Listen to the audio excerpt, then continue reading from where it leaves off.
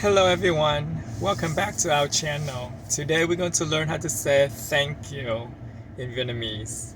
It's a simple yet powerful phrase, so let's dive in.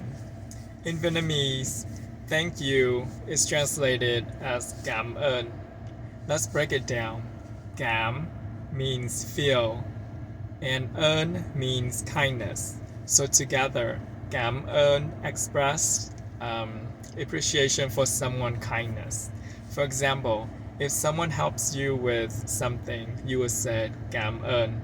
Another example, if you receive a gift, you would say cảm ơn cho món quà, which means thank you for the gift. Let's practice that. Cảm ơn cho món quà. Wonderful. And if you want to be extra polite, you can say xin cảm ơn, which is a bit more formal. Repeat after me.